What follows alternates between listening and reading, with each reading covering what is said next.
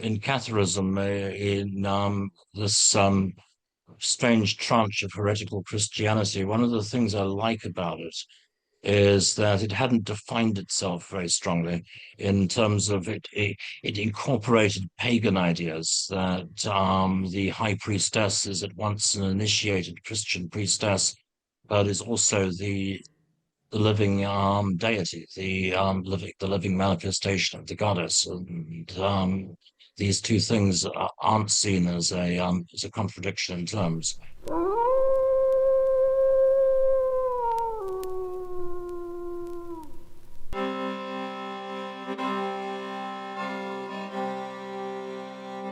Where are you again?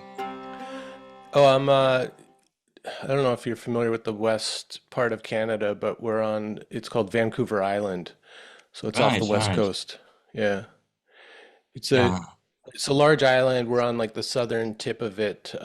If we go to the ocean out our back door here, you can see the Olympic Mountains in Washington just across the way. Oh, I've always wanted to go there.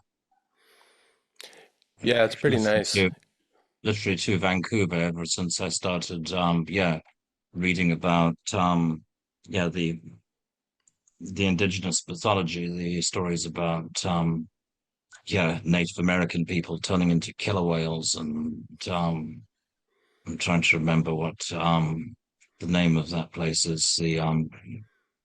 It's on Vancouver Sound. Yeah, I'm probably up in the Queen Charlotte Islands, Haida Gwaii.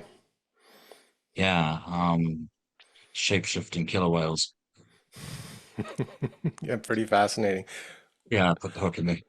A friend of mine and I were just at a native art gallery in Victoria, which is our closest city, and there was this incredible mask that had a whole mechanism by which you could pull these strings, and the mask opened up. It started out as a raven mask, and then it opens up to reveal a man's face inside. It was totally amazing. Nice. Yeah, kind of like shape shifting in a mask form as part of ritual. I mean, really cool. Um, I mean, I guess that in practice as well, like actually seeing it on its feet. Yeah. Well, I should introduce you. I'm speaking with Richard Stanley. And Richard, man, it's really cool to see you. A little background for people listening, and I mentioned this in an email, but I don't think we talked the full story. But I first met you probably about, what, 25 years ago when you're premiering your Otto Rahn documentary in Montreal. And our mutual friend Kika had brought me along from Toronto to go to this festival. And then she surprised me by introducing me to this filmmaker. And it was you. And I think we probably went out for a drink or something after the screening. But I don't know if you remember that. I do remember that as being a very good time. I was right at the tail end of the 20th century.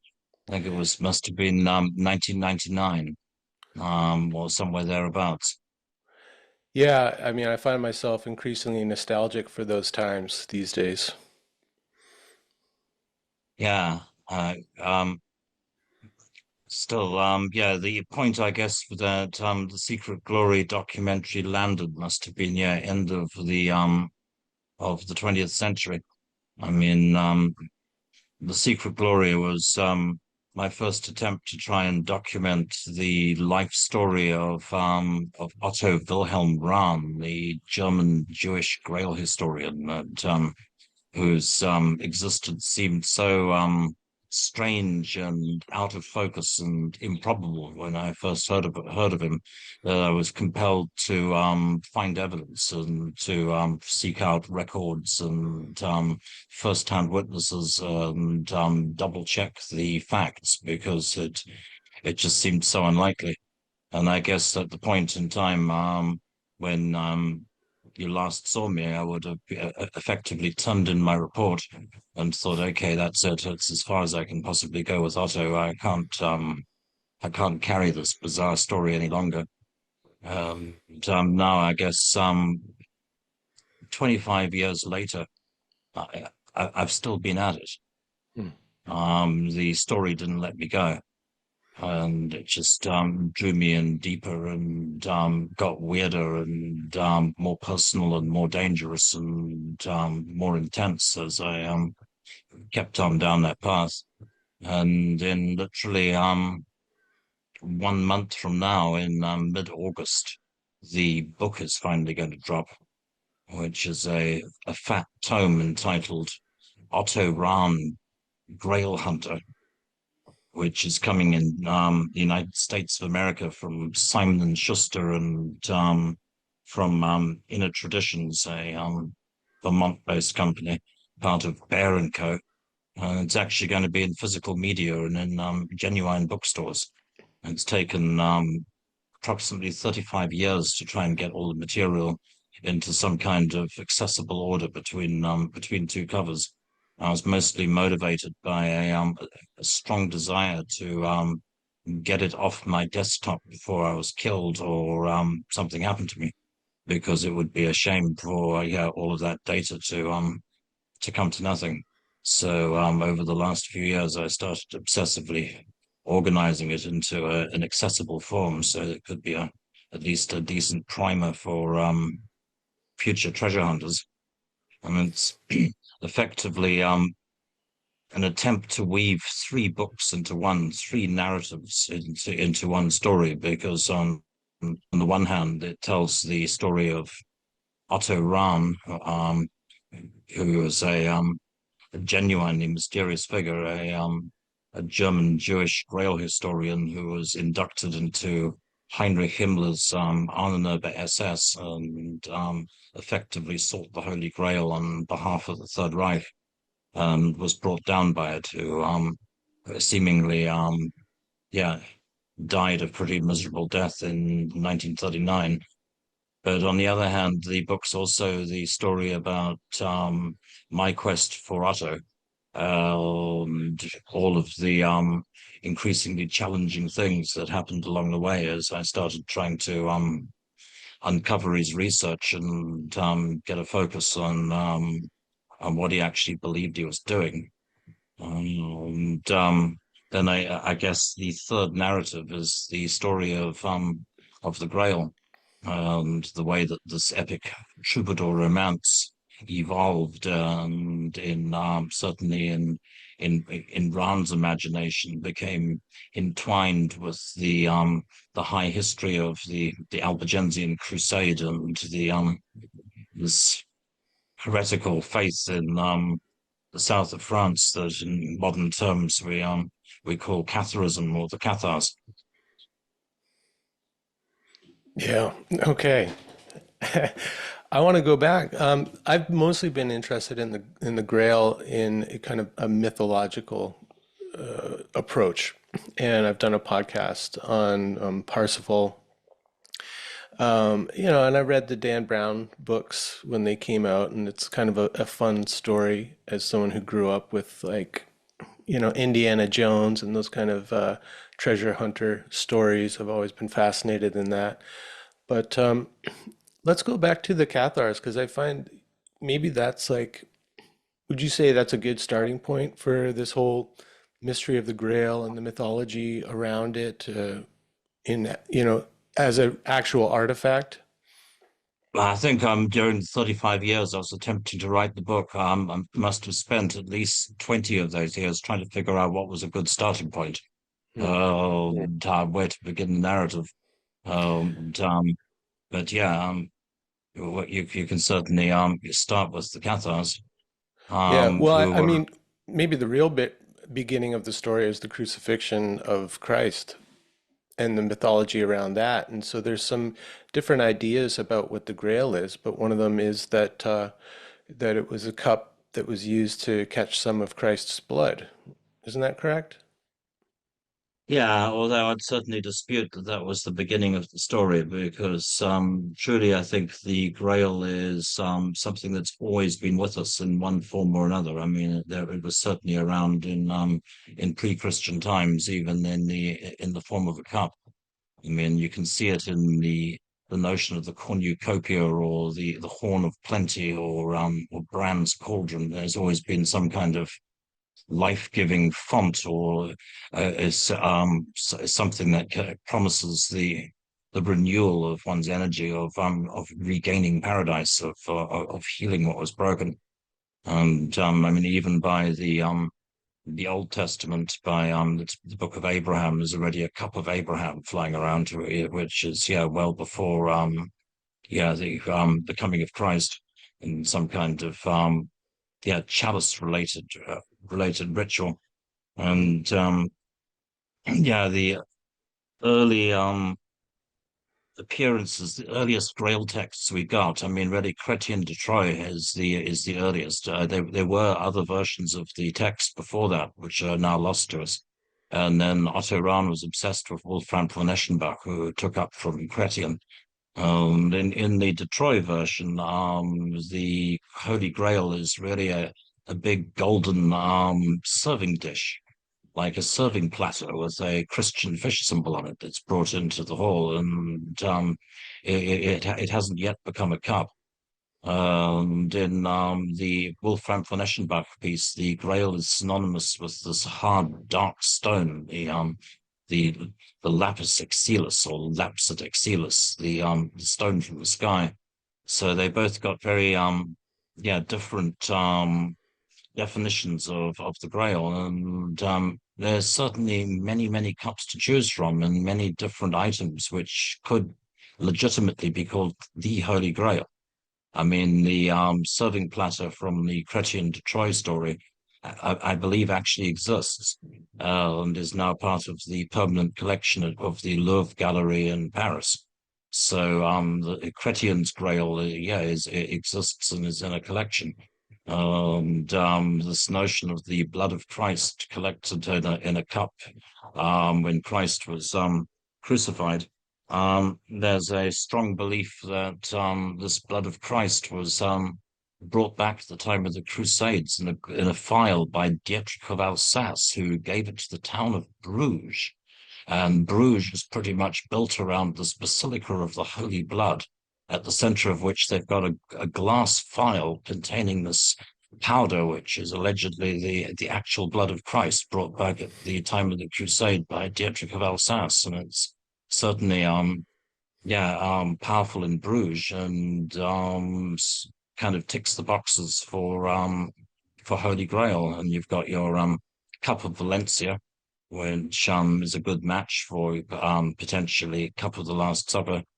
But almost all of the Grail myths that transform it into a Christian relic are coming a little later. I mean, in its initial iteration, it's really a formless power object that promises you the chance to be made whole, to renew the kingdom. Mm-hmm. Latter day authors, I mean, like the Holy Blood, Holy Grail thing hijacks the idea into saying that the Holy Grail is a bloodline, sang real, and is in fact the sacred bloodline of Christ and Mary Magdalene, which takes it off in another direction. So a lot of different, in some cases, equally valid, Holy Grails to choose from, and a lot of them oddly tangible, physical objects, different relics with curious provenance, still flying around Europe to this day. Mm-hmm. Yeah, I think that's one of the most mysterious things about it, because if we think of it as a symbol, I can't really think of any other symbol where there's been so much interest in finding the literal object, and that it still continues, and that there are all these kind of contenders for the true Grail, when clearly it is a symbol for something, for that renewal or redemption, right? Um, I mean, Well, yeah. yes, symbolically, I'd always see it as the possibility of hope and of renewal, of the harmonization of opposites, of the notion that peace might someday break out, the marriage of the sun and the moon, which feels to me like what the Christ Mary Magdalene story is kind of driving at, some kind of symbolic marriage, the harmonization of masculine and feminine, and some kind of perfect balance, which Hmm. would be Dharmakaya, I guess would be the thing to strive towards. But then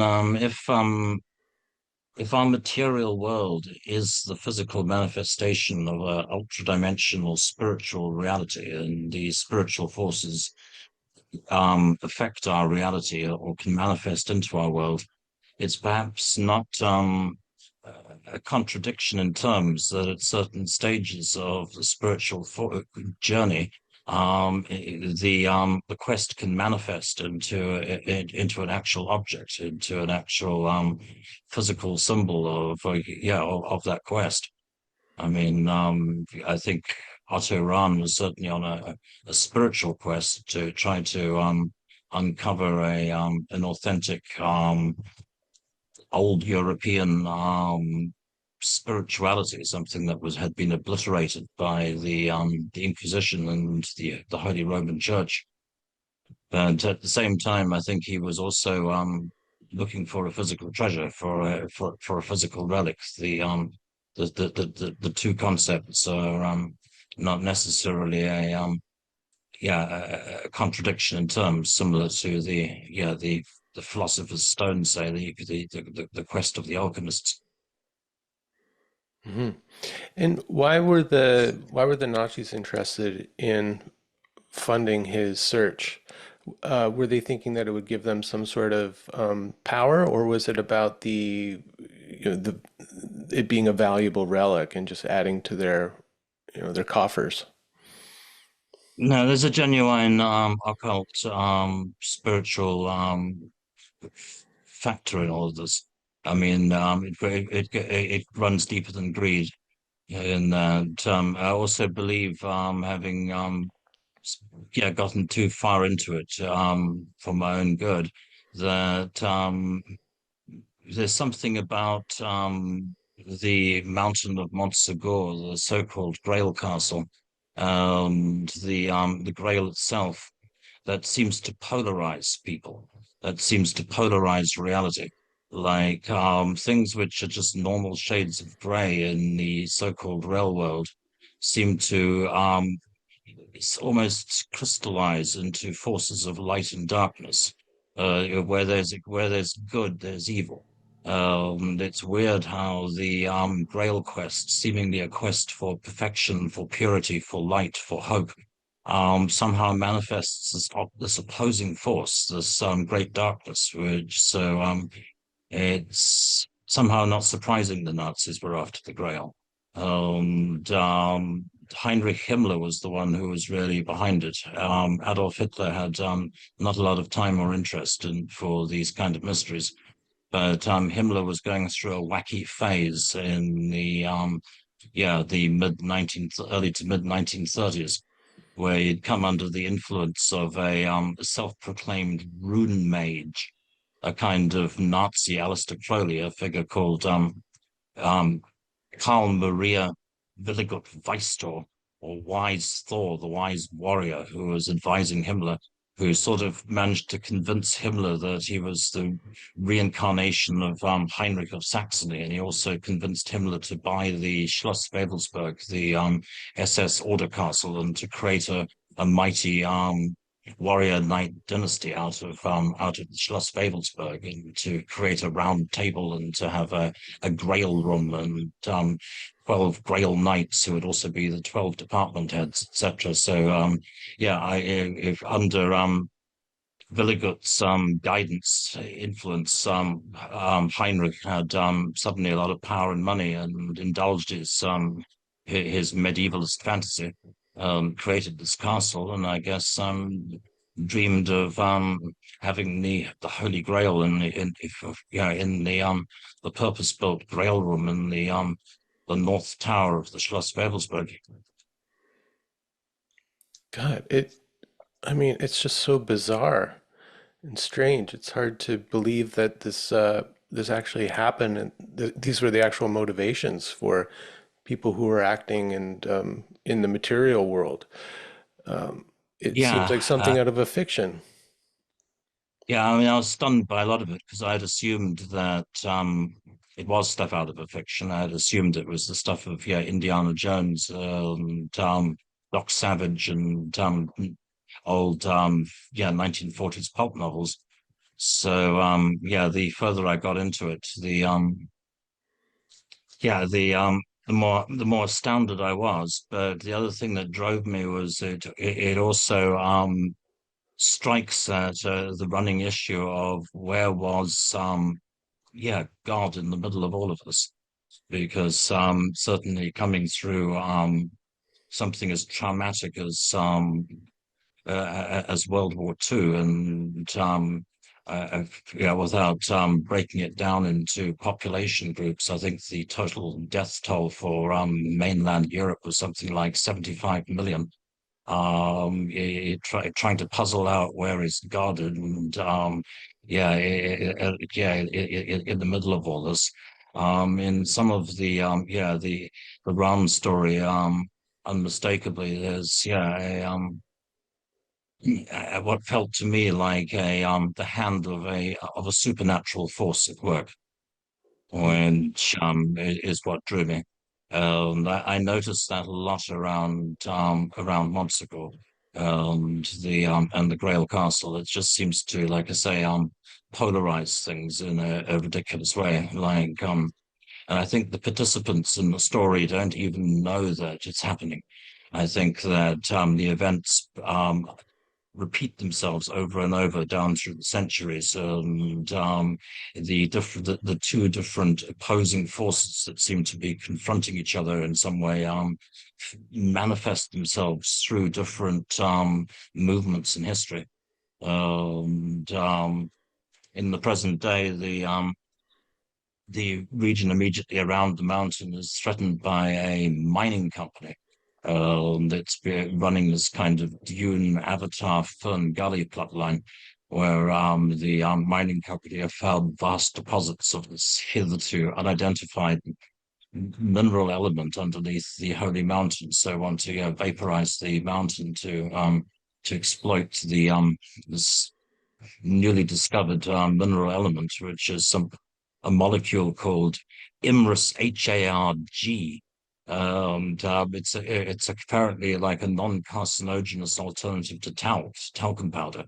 So it's for use in beauty products, which makes the incoming force in this case it's created out of a perfect storm of vanity, beauty products, and greed, the need to make money, harnessed together into a power strong enough to vaporize the mountain and then direct back against the Holy Mountain. We had the Third Panzer Division Das Reich there on March 16th, 1944. And a bunch of people were shot, executed prejudicially when they were identified as partisans, and basically put up against the wall and shot. Exactly 700 years after March 16th, 1244, when the Crusaders and the Inquisition burned up to 300 people in that same place. And it's just an accident of history that the Nazis came on the 700th anniversary. But it also feels like different these different roles are played out over and over down through time, and that there's something about the Holy Grail and the mystery. That means that inevitably, like Indiana Jones, if you're reaching towards the light of the cup and you finally have it within grasp, almost certainly the very next thing you're going to hear is the sound of a gun being cocked as somebody else demands that you hand it over. mhm. And some kind of like that in real life. Yeah, it's really wild that maybe you could, if people aren't familiar with the massacre, the Cathar massacre back in 1244, who were the Cathars and why did the Roman Catholic Church have a problem with them?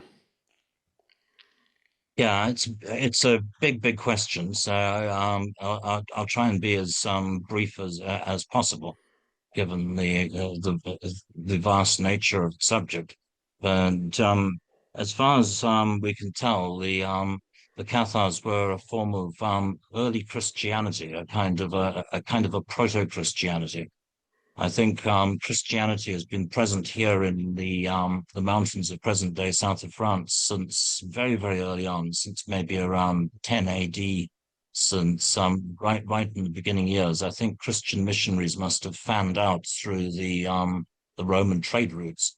And I think early Christianity found its way in here a long, long, long time ago and rubbed shoulders with the different gods that were here at the time, Asclepius and Minerva and Epona and the different other folk who were being worshipped back then. And they were a minority cult initially, and a Christian baptismal sect that believed in baptism in living water rather than in the church.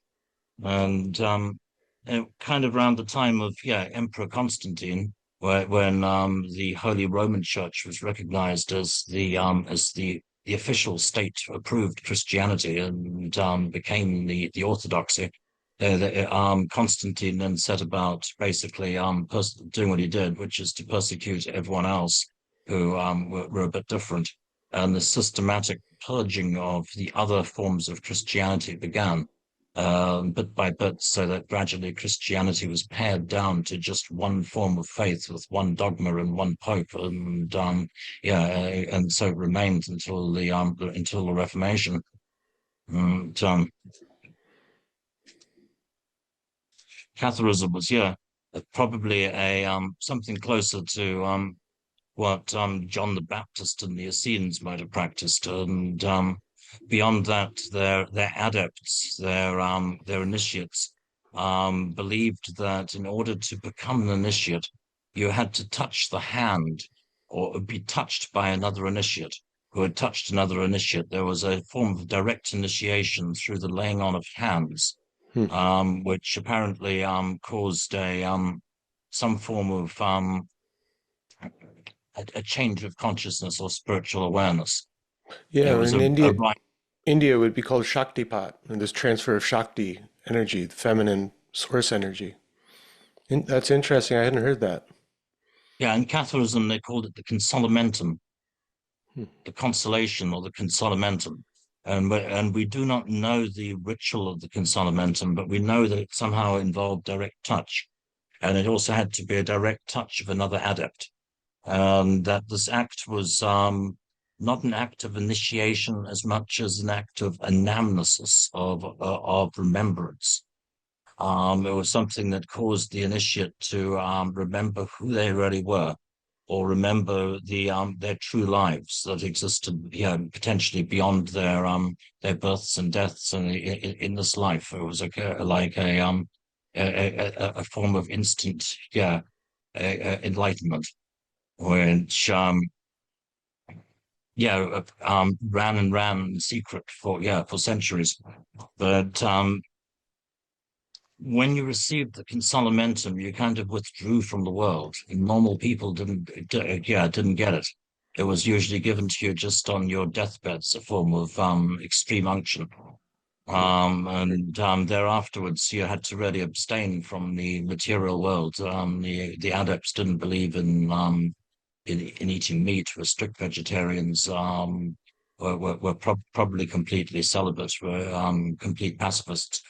And in many cases, they fasted themselves to death and entered something called a state of endura, where they simply withdrew completely from the material world, or stopped eating, and basically went into a sort of terminal meditation.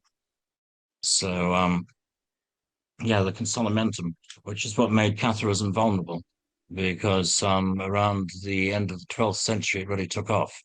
It had been dormant for 1,000 years, and it was seeds from the east, from the Bogomils, particularly a Bogomil holy man, um, Papa Nicetas, who walked over here in the late 12th century from Constantinople carrying his book, this unknown book of the Cathars, the Book of Nicetas, or the Book of Love. which seemed to galvanize things. And the so-called Cathar Church, I say so-called because that's a term that we use in the present day that they wouldn't have used to actually describe themselves. At the time, they would have thought themselves to be Christians, and they referred to yeah, the adepts as good men, bon hum. It's I think Cathar is a bit like the N word. So it's a calumny that came in at the time of the persecution. Hmm. And it's probably related to the word kafir used by Muslims to denote people who are not followers of the one God. But yeah, they took off end of the 12th century, started to grow massively, and at the same time, the Holy Roman Church skidded, hit a speed bump. They were kicked out of Jerusalem by Saladin. The apparently infallible Pope turned out to be fallible after all, and they were utterly crushed and defeated. And yeah, lost the Holy Lands and were rapidly losing popularity. So the Holy Roman Church found themselves in a death struggle with this rival form of Christianity that for a brief period of time became very powerful and did indeed threaten to take the Holy Roman Church down. Which and I can't, given the constraints of time go into great detail, but this eventually led to Pope Innocent III authorizing a war of extermination against the South, which was literally a genocidal campaign to completely destroy them. And yeah, they came from up north and came and by sea and through Narbonne. And the first place they came to was Béziers, and they arrived there on the feast day of Mary Magdalene, and utterly vaporized the town and killed every man, woman, and child there. That's where this famous sentence the Arnau Maori, the religious leader of the crusade, when asked how to distinguish between a Christian and a heretic, said, kill them all, God will recognize his own. So it was in Béziers that maybe about 30,000 people died that day. They then steamed inland, many things along the way. But when they came to Carcassonne, they had to pay the dogs of war because the dogs of war were paid in spoils. And if you burned the towns, vaporized everything, killed everyone, there's no spoils to be had. So in Carcassonne, they changed their tactic and said, you can all go free, provided you leave the city naked, wearing only your sons. And the people were herded naked out of the city and they took their stuff. It was only when they conquered the town of Minerve, a year into the campaign, that they finally thought, okay, well, I'll tell you what, why don't we separate them? Let's try to separate the heretics from the good Christians, and we'll let the good Christians go, and we'll burn the heretics. And they burned about 300 alleged heretics in Minerve, also on the feast day of Mary Magdalene a year later, which was the first mass burning of heretics, which really started this trend of burning heretics and witches that would continue and continue for centuries thereafterwards. And with this issue of how do we tell the difference between a good Christian and a heretic, also comes the need for the Inquisition and in the later witch hunters a way of questioning them of how do we decide? Which it was the beginning of the evolution of the system of terror and persecution that was eventually created to crush the old religion and bring the whole of Europe and pretty much the whole of the world to bear. So Montsegur was the last stand in 1244.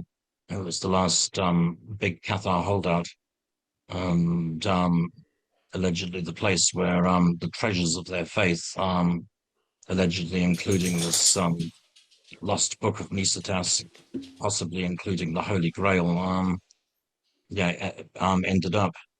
And the siege of Montsegur went on for 10 months, right through the worst of the Pyrenean winter.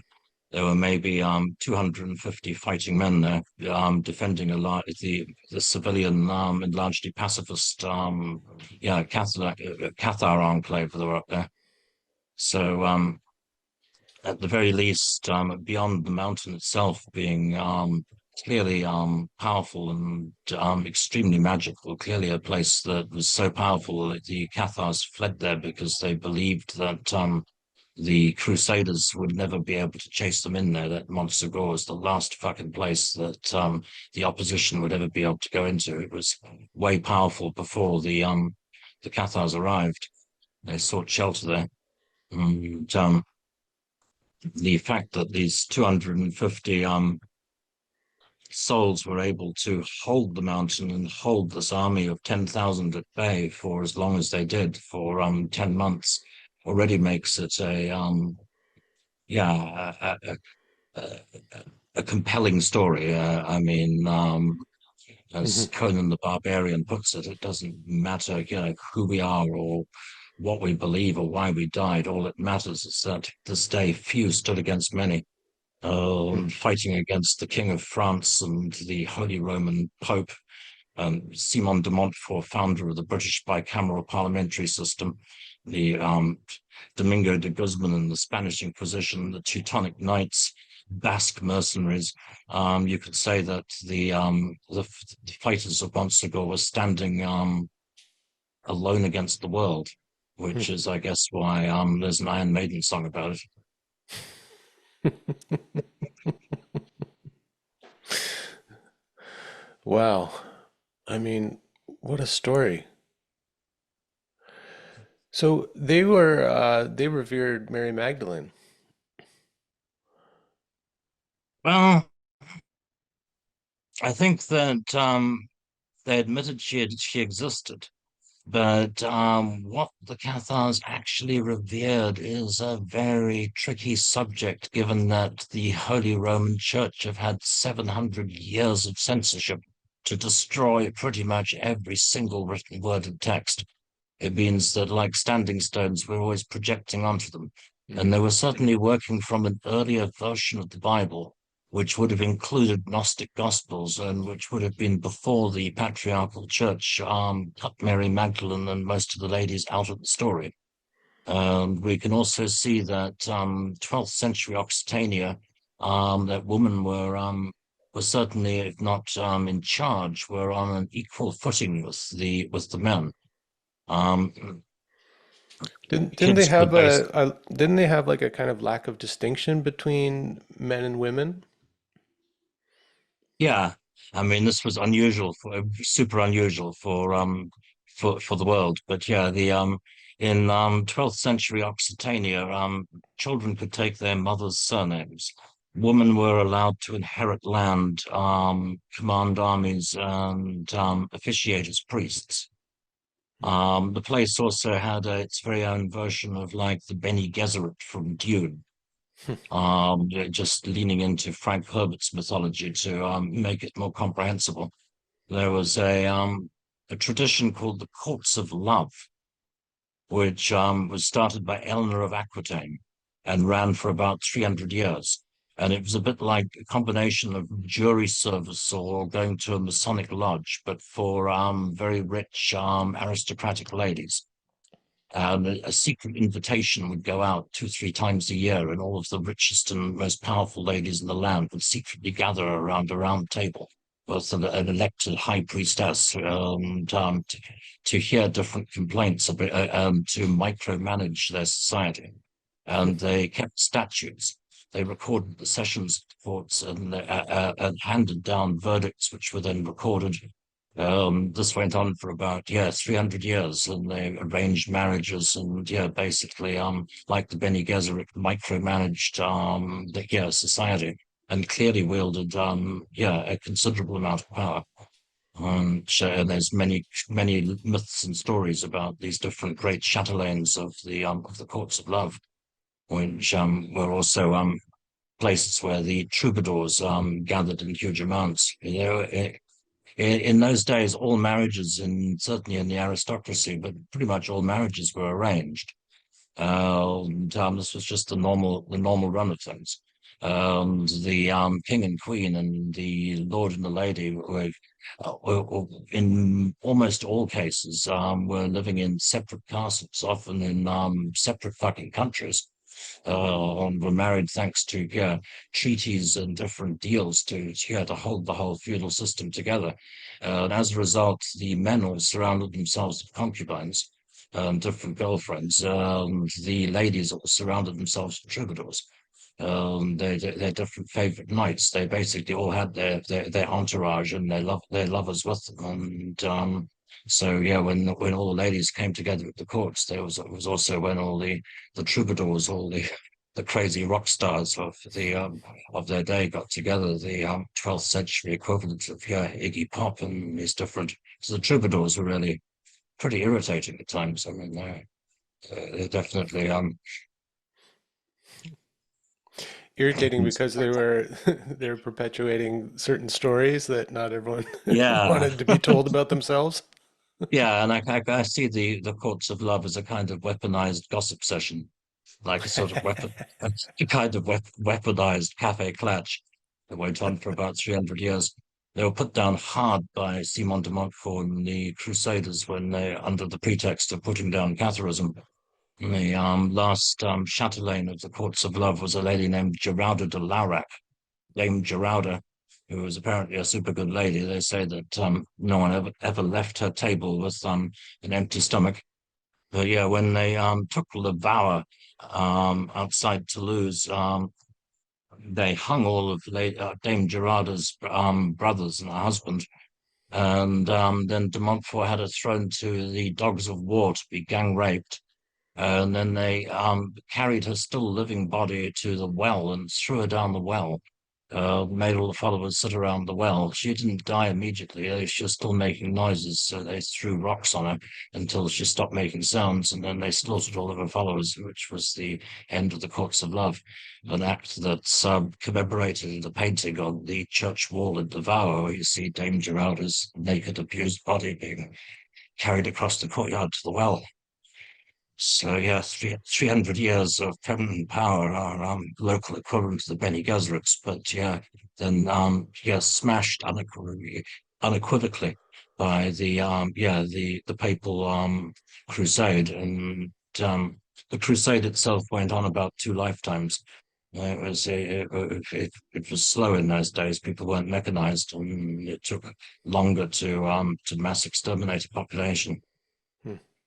Like the Bene Gesserit, was there a mystical aspect of the court of love? Were they, were the women who were a part of it seen as seers or oracles of some kind? Yeah, or I guess the local manifestation of the feminine divine, or yeah, the or literally of the goddess.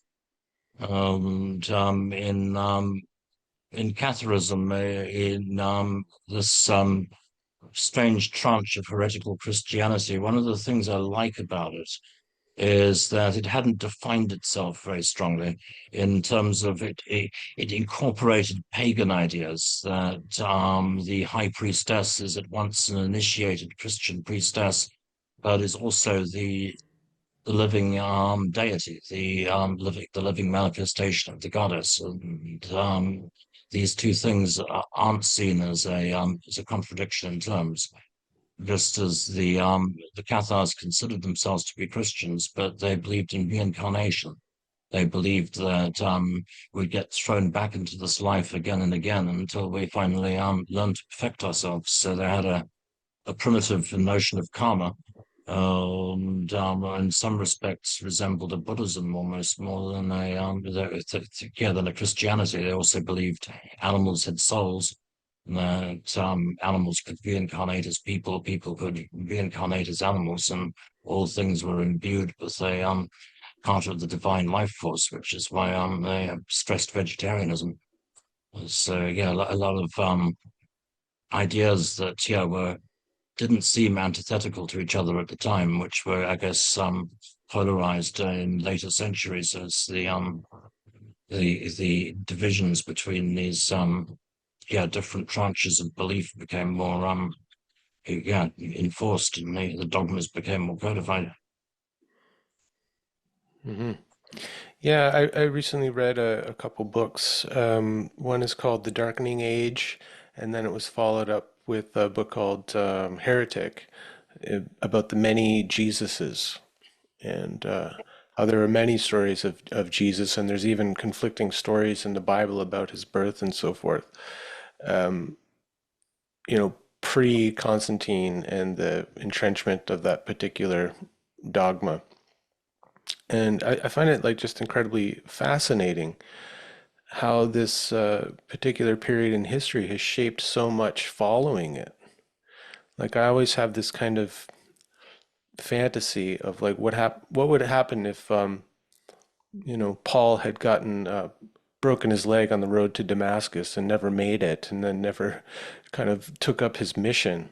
What would the world look like if that one little moment in history went differently? Yeah, no, I can't help but speculate. Hmm. I mean, there's many times like that where just unfortunately, history is written by the victors. The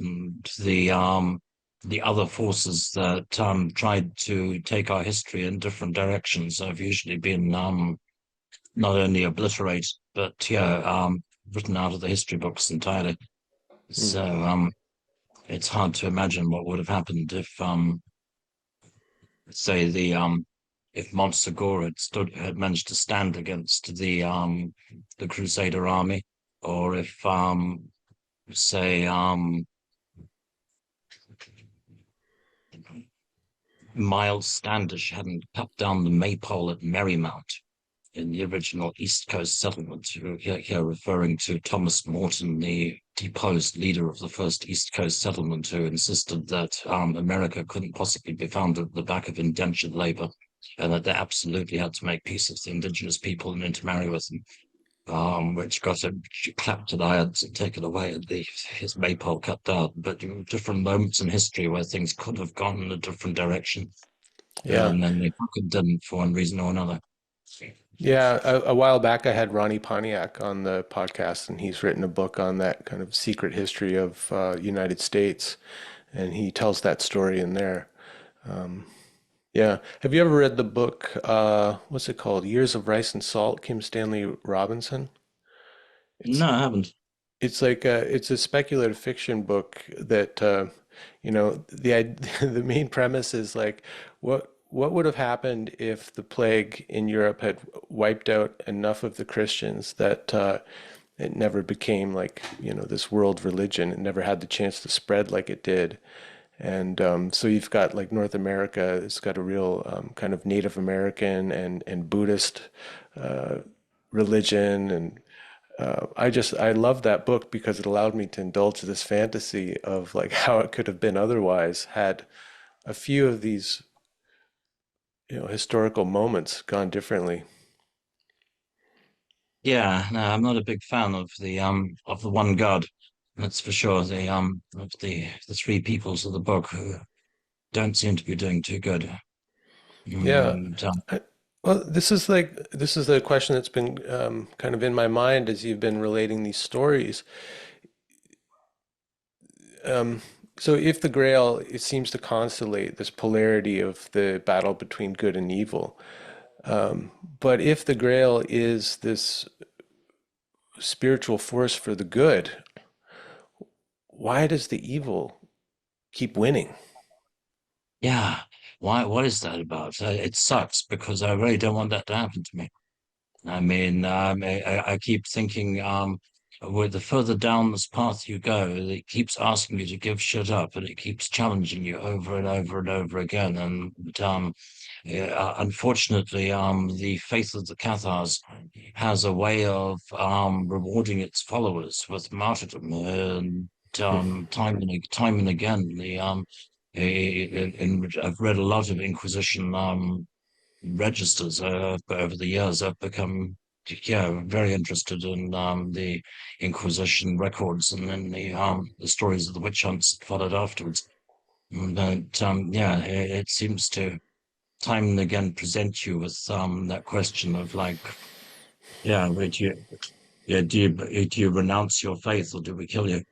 They were again and again they seem to win.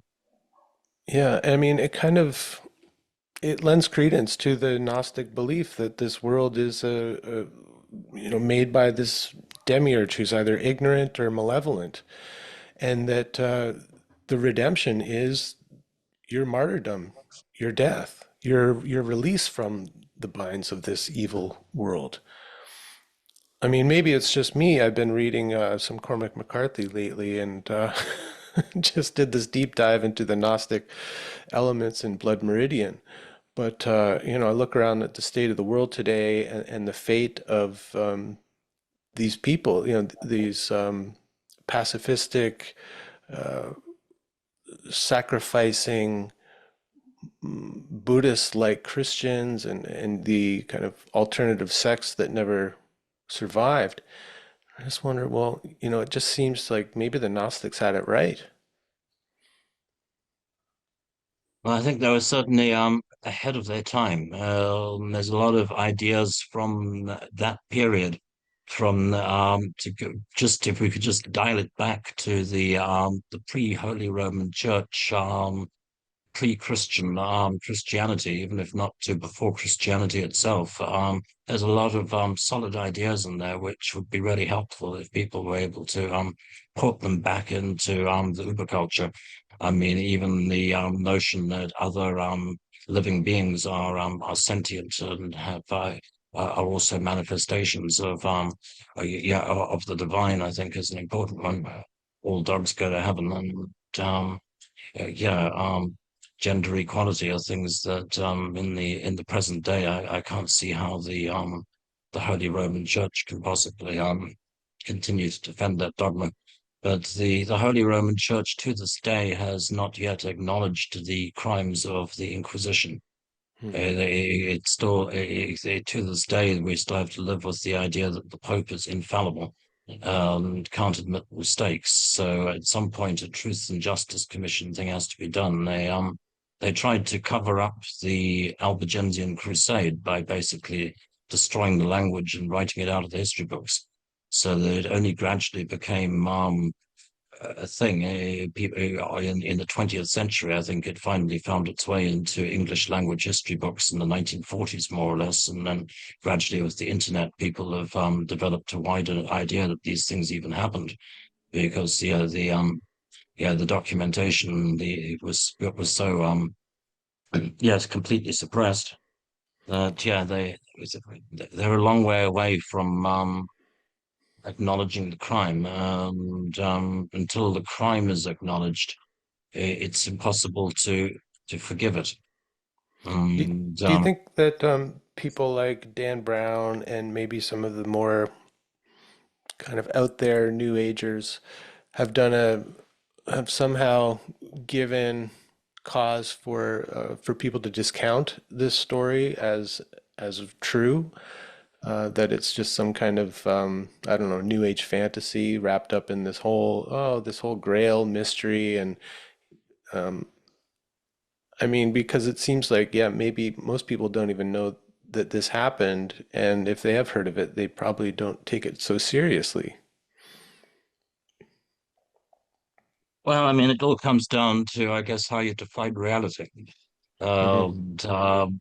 And here in the in Occitania in the region that I like to refer to as the zone, I think reality is a little skew with.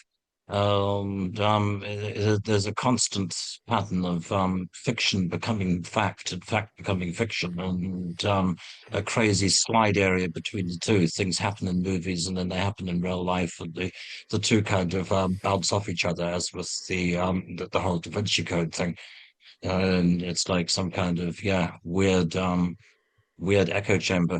I don't think it's necessarily a bad thing because even though it's ridiculous, it got those question marks out there and Right. Yeah. made made people vaguely aware of the region, and it got people to come and visit. And the region's still active, so a lot of people have had yeah religious experiences that have taken them in strange directions as a result. I mean, the zone is a kind of a petri dish for syncretic religions, and you see from year to year different concentrations of things taking form. I mean, right now with the rise of militant feminism, Mary M is on the rise massively, and we're seeing a fairly strong feminist neo-Christianity, which is definitely Hmm.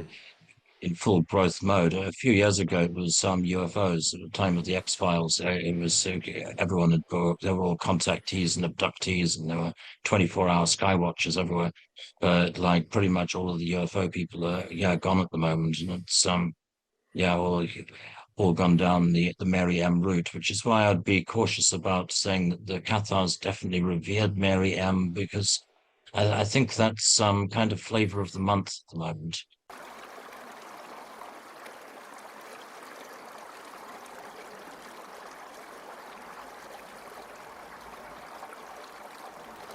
So yeah, hope I'm not boring you, Richard. No, man, this is totally fascinating. This is what I wanted. I knew, you can spin a yarn, so it's great. Good. I wanted to bring it back to the consolamentum, to this notion of direct initiation through direct anamnesis, through physical contact or through the laying on of hands. And because that was the weak point for Catharism. Hmm. Because from somewhere from the time of the first mass burning at Minerve, when they first separated the Christians from the Cathars, they started this practice of basically separating the heretics, separating the adepts from everyone else, and then fucking burning them, and then burning everyone that they had come into contact with.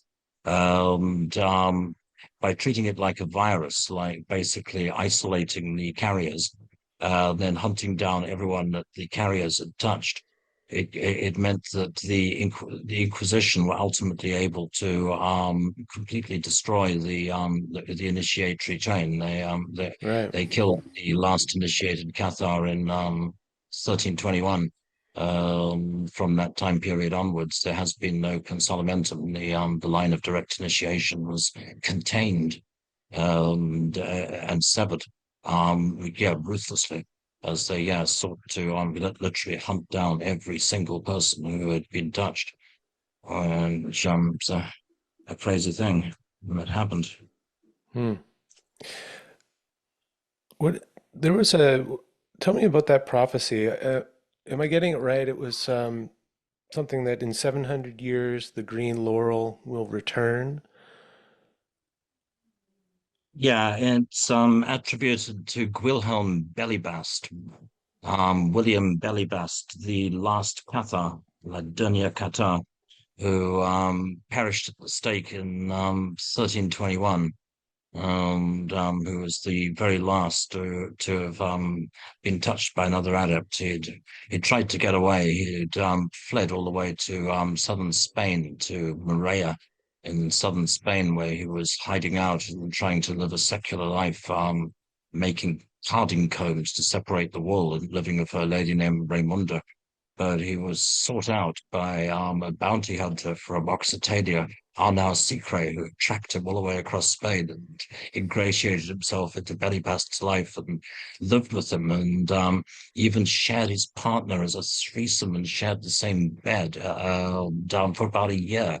Before being certain that he was the last heretic, and then walking him back to Occitania to sell him. So it was one of the great betrayals of Wow. of Cathar history. But yeah, before realizing he was going to die, Belibast cursed the Holy Roman Church. Said that it would be wiped away and that the edifice of the church would fall. When asked when this would be, he said that it would be after 7 centuries, after sept siècle, the laurel will turn green again. Hmm. The old ways will return. The Laurier reverdure. And The Laurel, that immediately brings an image of the Green Man to my mind. yeah, it evokes a kind of benign paganism, the laurel of the old gods and the doves of Aphrodite. Hmm. Uh, It's a funny thing. yeah, I mean that story, I hadn't heard that part of it before. I just had this memory of the prophecy, but God, that would make an incredible movie, wouldn't it? Yeah, it's so well documented because everyone made depositions. The Secret made a deposition, Bellybast made a deposition, the two shepherds, the Maori brothers, made depositions. So we've got like all of their dialogue. Like the Inquisition depositions open the window into medieval life and with a directness at times and an honesty that yeah gives you a sense of yeah, what it might have been like. My yeah, the moment that resonates from the belly bath story, that's truly fucking insane. It's just as these things are. When Arnaud Secret first turned the old man Guillaume Bellybast over to the troops in the Ariège, the soldiers didn't know who was telling the truth and who was lying. So they chained them both together until it could be until this could be ascertained. So even after Bellybast knew that Arnaud had betrayed him, they were still chained together Wow. for quite a long period of time while they were initially held in the Ariège and then taken downriver to Pamiers to be interrogated. There's a beat in there when they're just being moved from their cell, taken out onto the roof of the guardhouse and looking down, Bellybast sees the river and the trees and the rocks of the Ariège and says to Arnaud, jump with me now. And Arnaud doesn't get it. He says, well, why would I want to jump? And Bellybast says, if you jump with me now, I will console you as you fall, and our souls will fly to heaven. Oh my God, come on. Yeah, if you jump with me now, I will console you as we Wow. fall. Yeah. Phew. And now just tightens his grip on the chains, and it's like, I ain't doing that, old man. Yeah. And Well, he didn't believe. I mean, he must have believed. I mean, he was tracking this guy down because he thought he was the he last was tracking him surviving down initiate. because, yeah, in reality, Arnau's mum was a convicted Cathar, because his mother had been convicted as a Cathar when he was a child. His family lands had been taken away, and he really fucking hated the Cathars because of he blamed the loss of his mother and his family lands, and the main inquisitor of the Ariège, Jacques Fournier, made a deal with him and said, if you bring me the last Cathar, we'll give you your family lands back. And Wow. so he was determined, and he was in his crazy way, in his Ariègeois way, he was right because no descendants of Bellybast exist as far as I know, but the local trailer park, caravan park in Montsegur is run by the descendants of Otto Secret, the bounty hunter. And so, Really? yeah, he's got descendants in the valley now. Is that a point of pride by the people who run the trailer park? I don't know. Yeah, almost everyone here is descended from the conquering army from the wrong side. So there's few folk who are not from the outside. Um, Well, I um, wanted to ask you, like, what's the kind of general feeling about the Cathars locally? Are people generally sympathetic to them, or do they think they're a bunch of heretics who deserve to be wiped out, or what's the general consensus there? um, they're still fairly against them. Hmm. I mean, people they're scared. After 700 years of the Inquisition, and of people being zapped for having alternative beliefs, people are still very nervous of at least the indigenous population, as opposed to the different spiritual dilettantes like myself who blow in from the outside. are yeah still frightened of that material, or frightened that it will blight their lives, or unleash some kind of curse if yeah, if you poke around with it, Hmm. or yeah, wake it up too much. I mean, in the 10 years that I was going up to the castle of Montsegur at night, um I didn't see anyone else from the village ever go up there after sunset. Hmm. Well, And you were so compelled by this story that you ended up moving to that region, right? When did uh, when did you actually move there? yeah, I moved here in 2008. It finally reached a point where I thought I wanted to do it full time, and decided to effectively, yeah, give up my life in the outside world, let my flat in London go, and yeah, move to Montsegur so I could yeah, spend as much time with the castle and in the places I could. It's certainly not a decision that I've regretted. I mean, I didn't expect all the insane stuff to happen that has happened since. It's certainly been melodramatic, but it's been exquisitely beautiful and very intense. And I'm grateful for all those experiences. But yeah, there came a time when it seemed like whatever was happening here was more important than the life I was leading in yeah, back in the city at that point in time. Hmm. It's interesting because in one of your films, it might have been in Otherworld, which is I think you filmed it in 2012, somewhere around there, right? But in one of those films, you describe yourself as a rationalist, like as a rational person, and yet something about this irrational mystery has captured your imagination.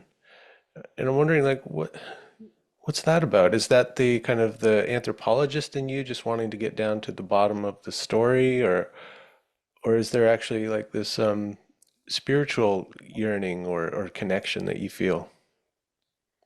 Yeah, it's more proof of the supernatural, or yeah, proof that consciousness survives death, or that our actual lives yeah, extend beyond this life, which and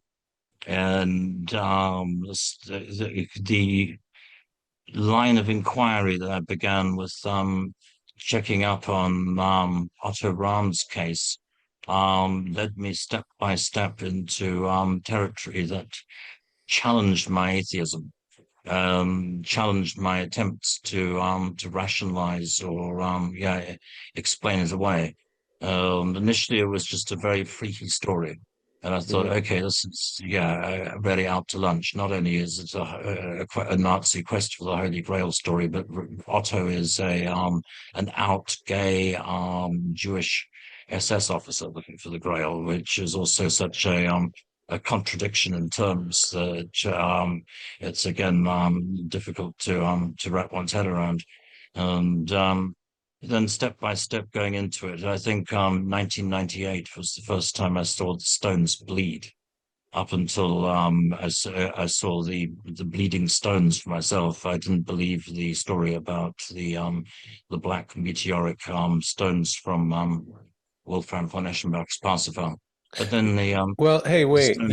you can't just glide by the story of the bleeding stones. Come on. Can you tell that story? What's up with the bleeding stones? And the bleeding stones are, it seems to be synonymous with this lapis exilis, the stones from the sky, the black stones that literally bleed. They're, yeah, Right, you wet um, them and you rub them and they bleed there's, red. they Right. secrete a ferrous solution, 99% pure iron. So yeah, it looks like blood, and they're apparently meteoric debris from some kind of ancient, yeah. impact millions of years ago that I assume have lain in a deep strata of the Ariège for a long time and then were plowed to the surface by a glacier at during the last ice age. These meteoric relics yeah, turn up in the caves in the Ariège. And in his quest for the Cathar treasure, Otto Rahn penetrated these caves in the 1930s, and, along with the then Minister of Tourism for the area, Anthony Goodall. They removed some of these meteoric artifacts from the cave. One particularly large yeah, meteoric stone that was kept inside a hollow stalagmite, which Goodall described as the Graal Pyrenean, the Pyrenean Grail, which is yeah very much a physical object and the object of a cult. So I spent some time hunting down the Pyrenean Grail, obviously.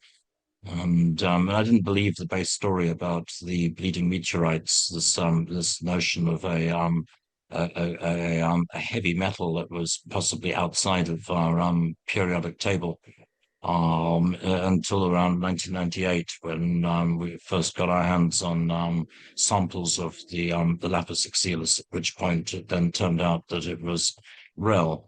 That the stuff yeah really existed, and that started to budge my skepticism a little. And Well, knowing, I mean, you just said that the liquid that excretes is 99% iron-based ferrous, right?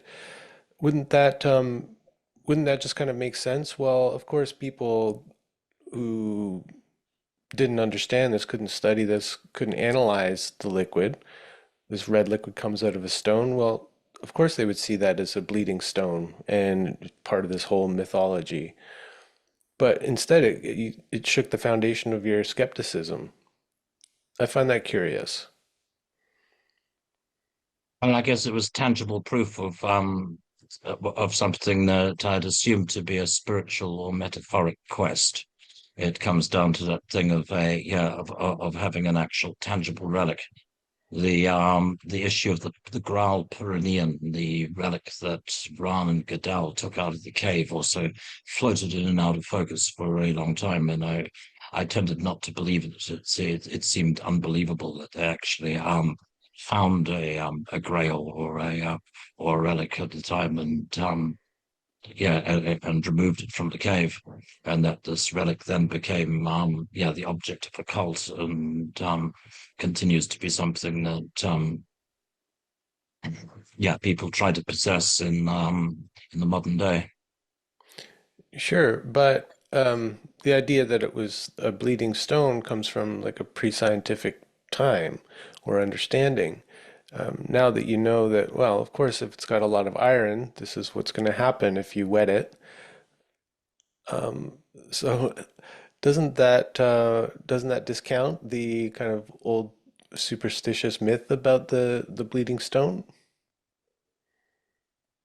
Um, I personally would like to know more about the chemical density of the stone. I mean, I don't. I've tried very hard to get a spectrographic analysis of the stone, and just to putting the thing down in the taxonomy would be nice because and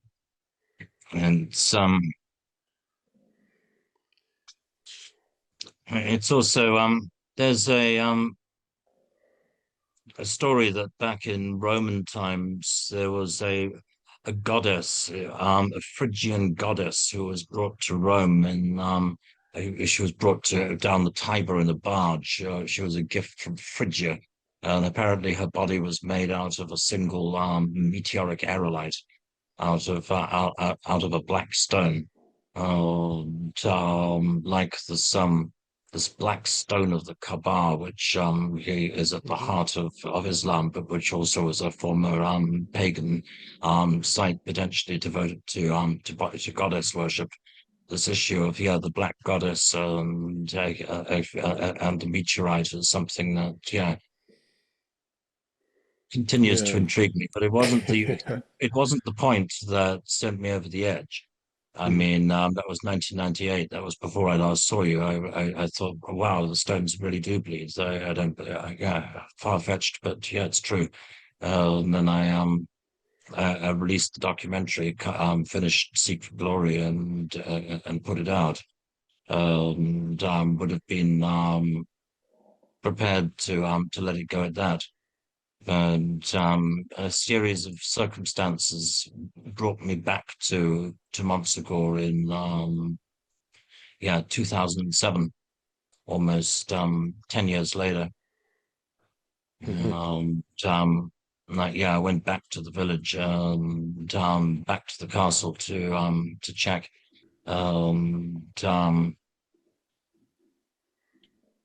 Yeah, that experience ended up being so freaky that it convinced me to give up my life in the outside world and stay there forever. Yeah. Is that the encounter with the white lady that you describe in Yeah, Otherworld? Yeah. Could you tell that yeah, story? It was an amazing story. yeah. I don't like to tell it so often because Mm-hmm. but it was kind of a devil's deal I made back at the beginning where we voted as to whether we should tell anyone what happened or not. And at the time we voted that we should tell people. Which may not have been the right decision. And I've thought about that a lot over the years. And Fair enough. yeah, Yeah. in 2007, I saw an apparition in the ruined castle on top of the mountain, and the lady who was with me at the time saw the same apparition. We both saw the same thing, so we couldn't explain it as being a hallucination, other than it being maybe a shared hallucination. But the fact of the matter was that it was real. And it's the only apparition of that nature that I've ever seen, and whatever it was, it was female, and it was in human form, but it wasn't human. I mean, it was a lady, but it was it was more than just a model, and that kind of brought me over. It's a super complex chain of things that weave into it, but yeah, in I didn't really know how to process it. I mean, initially I thought that it was a hippie later or some goth high priestess lady with UV paint on her skin. Then I realized it wasn't. In my next, I guess, reaction was I started to cry. Then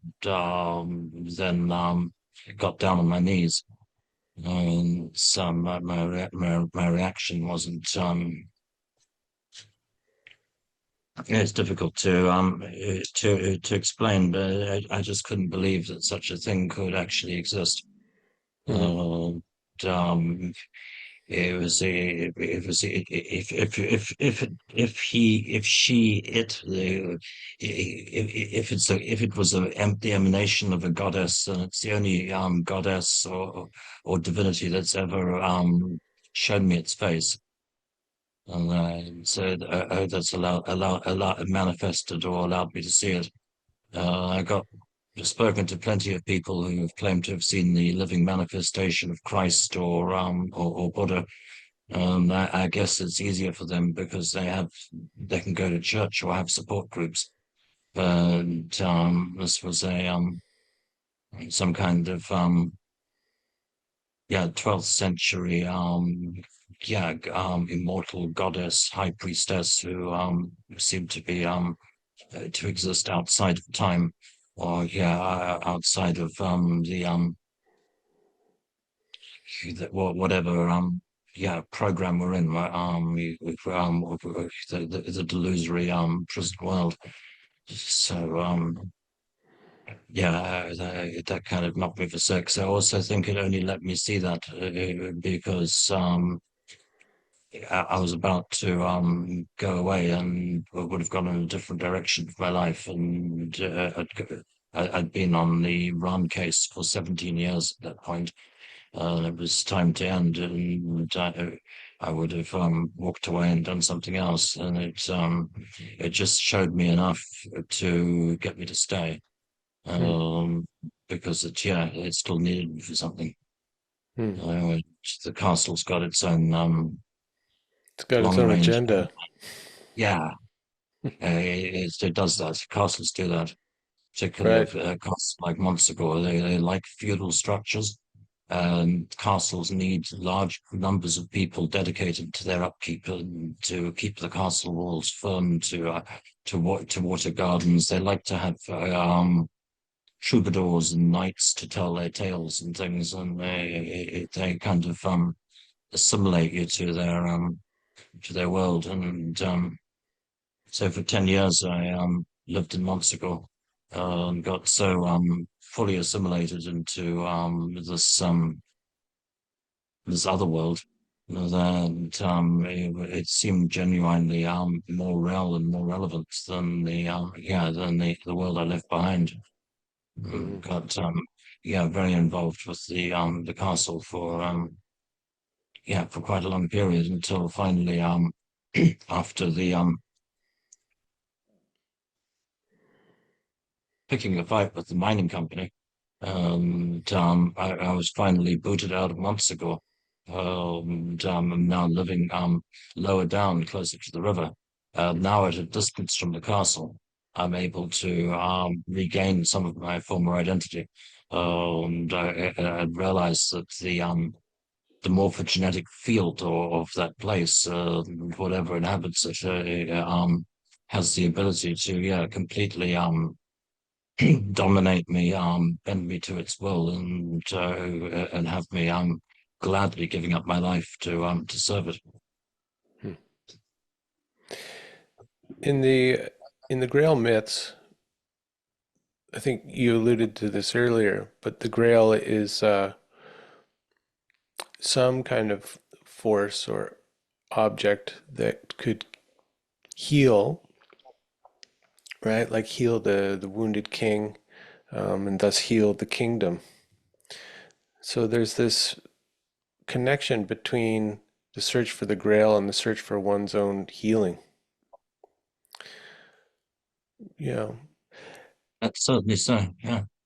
Yeah. And I just wanted to ask on a personal level, do you feel like that's been something of your journey of being so captured by this I have a hard time calling it a mythological object, but this thing, this Grail, is it somehow bound up in your own personal healing? I guess for sure it's become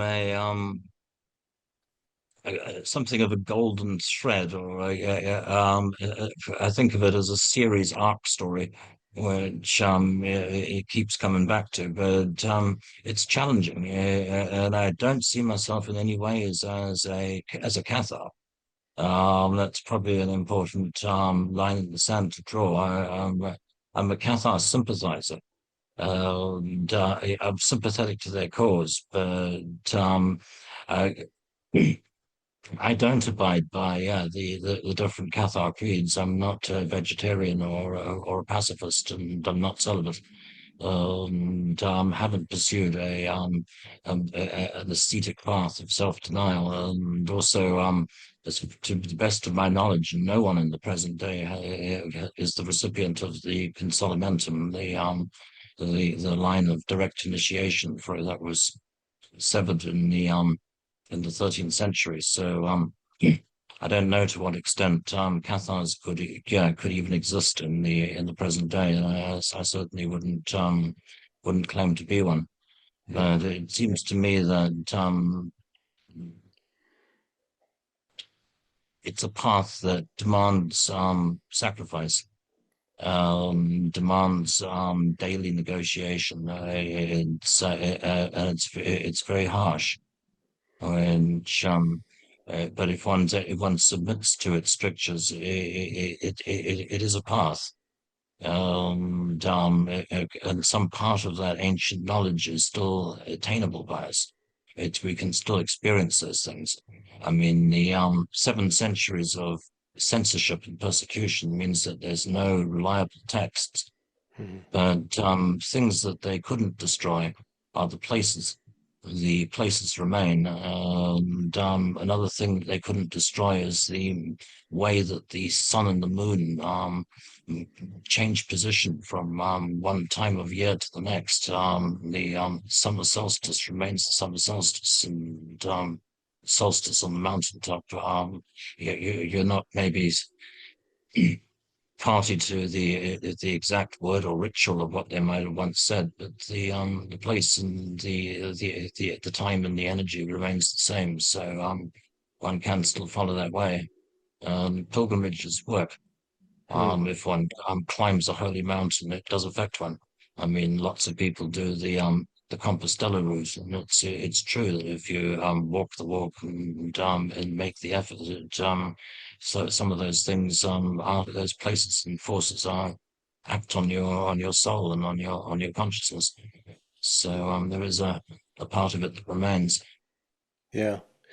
Yeah, it's like I don't know if you've ever read any Peter Kingsley, but he talks about like a kind of secret spiritual lineage running through Western civilization. And I feel like this is one of those, and we may have lost, like you said, the specifics of the ritual and the incantation. But if you put yourself in that place and you follow the call, you'll perhaps find your own expression of that secret lineage, which I think is what is the renewal of spiritual tradition over time. Is it speaks to the needs of the times and to changes in consciousness and language. So it seems almost appropriate to me that that things go underground and kind of find fruition at different periods of time when they're needed. Um, like just from my own perspective, like the things that drew me to like practices of yoga and shamanic ceremonies and working with plant medicines and things like that was a feeling that I needed healing, that something in me was suffering or wounded or lost, and I didn't really know. I didn't have a plan on how to recover that, but I was drawn to these particular practices because of, I feel like, some resonance from past life. There was no reason why I should be so attracted and compelled by yoga. I didn't grow up in a new age family or anything like that, and it was, the time before the yoga boom, so there wasn't a yoga studio on every street corner. I had to find a class in the basement of a community center. Um, so there is something about even the quest for the Grail that I think I've been on my own quest for a Grail for my life, and it hasn't necessarily taken the path of esoteric Christianity or something like that. But it's still a quest for the Grail. And I guess like what I think at this point, at this stage, is that the Grail is the heart. And when we talk about the blood of Christ, we're talking about the essence of this Christ consciousness, perhaps. And I had an experience of that in the jungle in an ayahuasca ceremony of all places, not in a Roman Catholic church. Um, and so I think like the quest for the literal physical Grail is kind of a fool's errand in some way, and that the real quest is some kind of interior journey. I don't know. Your friend, your eccentric friend Urani in the Otherworld documentary, I think he kind of closed the film with that statement, and I heard that, and I thought, yeah, Yeah, that's what I think too. yeah, no, that's exactly right. But at the same time, there is this tendency of yeah, the real world to manifest I guess some kind of material version of that quest, and I remain amazed at the bizarre stuff that happens in when you get close to the Holy Grail or the Grail Castle. It's constant shenanigans.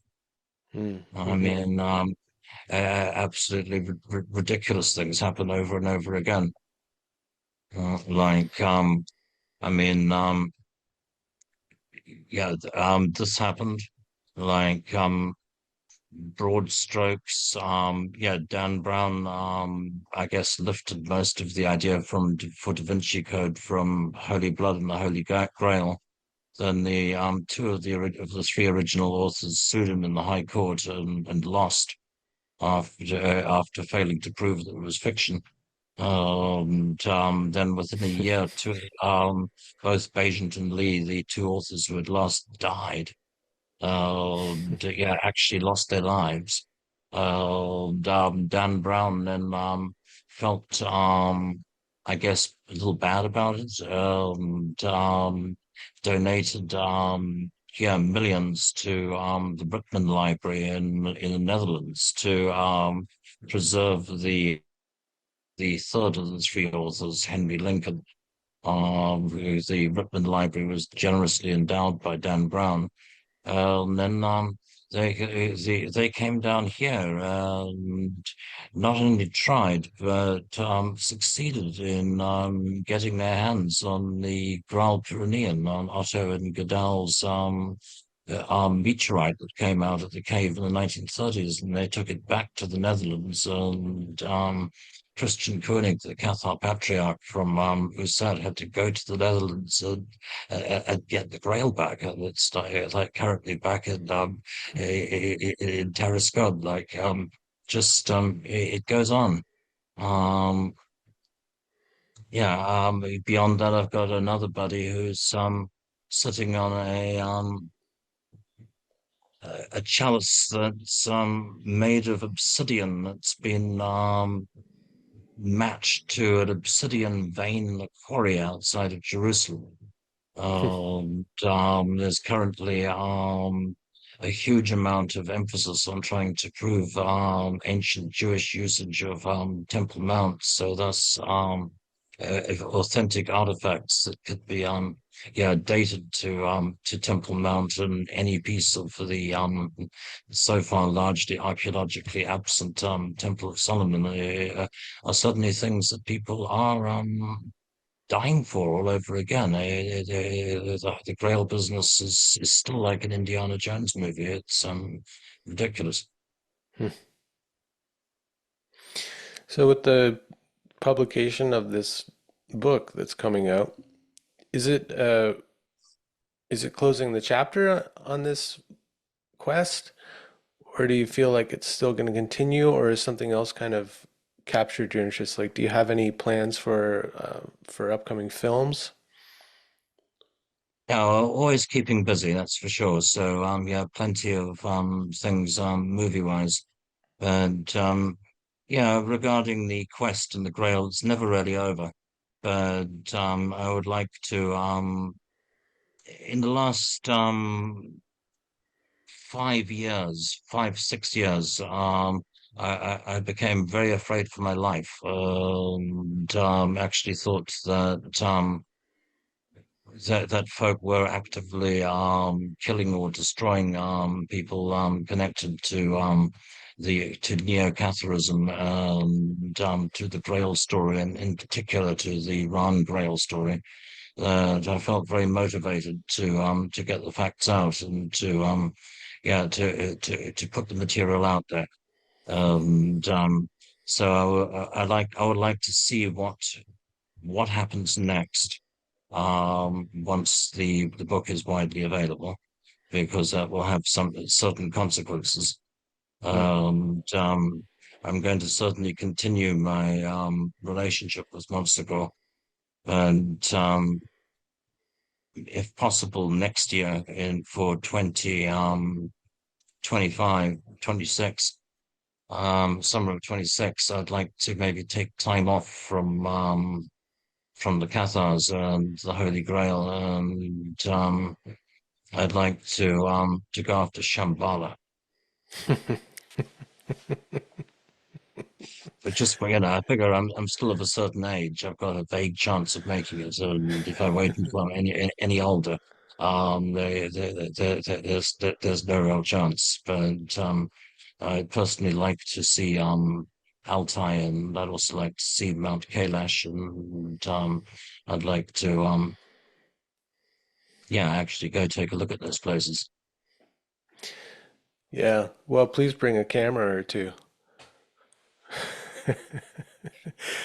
I mean, you have a knack for finding really interesting practitioners, let's say, you know. Yeah, I'd love to see that journey.